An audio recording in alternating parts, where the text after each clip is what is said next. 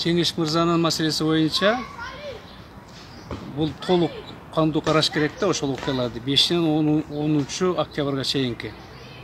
5-inde эгерде биз байкасак, жанакы шайлоонун жыйынтыгына нааразы болуп, 5 партиянын өкүлдөрү чыгышкан, бир 1000ден ашыгыраак, 1000ге жакын адамдар. Бул ата мекендин, республиканын, мекеме ынтымагынын, замандаштын, жанакы чоң казат деген партиянын өкүлдөрү чыккан да.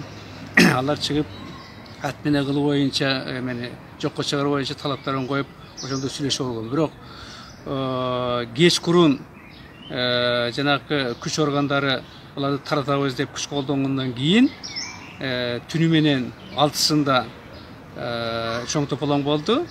Анан саат 3-тө ав үйдү басып алышты. Эрте күндүзү болсо имаратты, башкы прокурордун имаратын, коопсуздук комитеттин имаратын басып алышты. Жана башка бир топ имараттарды басып алып, андан башка 2 группа болуп СИЗОго барып, бир групп бир тараптар Атамбаевди, Сапар Исаковду чыгарышты. Экинчи тараптар достору баш болуп алып туруп Садыр мырзаны алып чыгышты. Ал эми дабыр чоң мындай кагылышы бул 9 октябрда болду.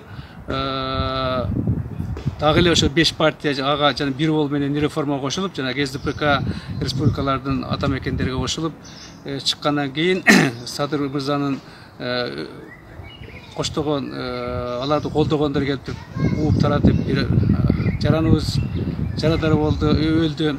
Мына ошентип 3 күн ушундай тополоң болуп турду да, 3 күндө калсак. Эми ошонун ичинен ошол учурда андан башка шаарларда айыл өкмөттөрдү басып алышты, мэрлерди алмаштырышты күч менен, мыйзамды бузуу жол менен жанакы ГКМге барып отурушту, МВДга барып отурушту. Ошол эле жанакы түрмөдө отургандарды алып чыккан, бул дагы мыйзамды бузуу жол менен алып чыгышты. Мына ушулардын баарын ыргытып коюп, 5-күнү караганы бул туура эмес. Эч бир эмеге жетпейт. Андан башка мен ошол учурда телевизордон массалык маалыматтардан абдан тыккан карап отурганбыз. Ошо Жеңиш Молдокбатовдун сүйлөгөн сөздөрүн уккан эмесмин, чын айткандачы. Мына ошо негизинде ушуну уюштурган деп кармашы, бул бир жагынан абдан туура эмес. Мыйзамга дал келбейт эч качан.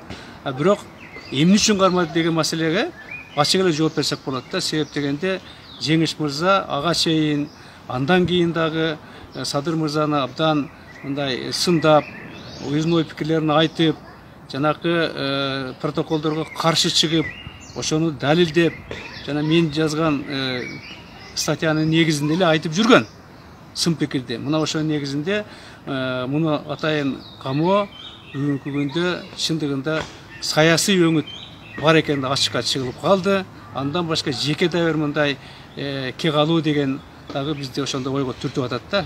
Андан башка ой жок. Эгерде ушундай чындап баарын карай турган болгондо, анда мен айткан партиялардын бардык жетекчилерин, ошол СИЗОго баргандарды, алып чыккандарды, ГКМБны барып отургандарды, МВДны басып алгандарды, прокуратураны басып алгандарды, эми ошолордун арасында кээ министр болушту, вице-премьерге чейин жетишти, генерал деген чынды алышты. Мына ушуларды толук кандуу карап, бардыгын бирге суракка алып отургузуп койгондо, ошондо биз айтсак болот эле да, бул мына эми туура кетип атат, ошолордун бардыгын туура кылып атат дегенде элде да ой пикир пайда болот эле. Анан ошолордун бардыгын четке кагып коюп эле бир эле баланы алып чыгып мындай өзүнчө көпчүлүк башаламандык уюштурган деген күнөө коюш, бул туура эмес. Мен кайталап коеюн, бул дагы саясий өңүт бар, жана жеке мындай өч алуу деген нуктада кетип атат да. Мына ушундай кырдаалда бүгүн жетекчилер жеке куугунтуктабай, саясий оппоненттердин оозун баскандын ордуна бүткүл Кыргызстандын элин биримдикке чакырыш керек. Себеп дегенде Кыргызстандын бүгүнкү акыбалы өтө оор.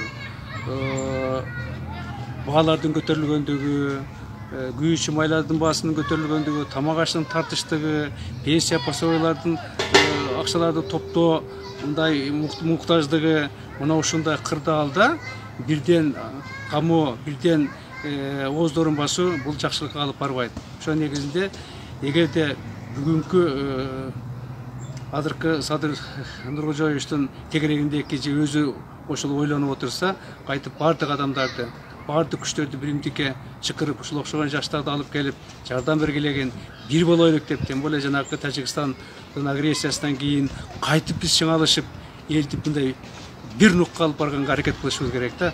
Мына ушундай гана саясат жүргүзгөндө биз бүгүнкү кырдаалдан дагы мындай оңоюраак, кыйынчылык болот албетте, бирок өтө эле көп кыйналбай биримдикке чыкканга мүмкүнчүлүк пайда болот эле. Мына ушуну бүгүнкү жетекчилер сөзсүз колдонуш керек. Ал үчүн бир гана жол Жеңиш мырзаны тез аранын ичинде эркиндикке чыгарып, анын дагы сөздөрүн угуп, туура эмес экен деп далилдеп берип, туурасын болса, туура экен, эгер ошондо ушундай кылайлык деген жол менен кетсек, биз ошондо гана өнүгөбүз. Андан башка дагы бир нерсе. Эгерде эл конституциялык реформанын башында мен азаттыкка чыккандагы талкууну дагы бир жолу угуп койсо, ошондо түшүнөт эле да. Ушул конституция эмнеге алып барат деп мен ошондо айткам. Ай, бул конституция өтүп калса, баарыбыз Түркмөнстандан жаман болобуз. Ошого алып барат ушул конституция деп. Мына конституцияга кол койгондун сыясы кургай электе ушундай акыбал болуп турганы бул абдан өкүнүчтүү жана ошо мен айткан нукка бурулуп кетип жаткандыгын белгиси деп айтсак, менин чекчине туурараак болот эле.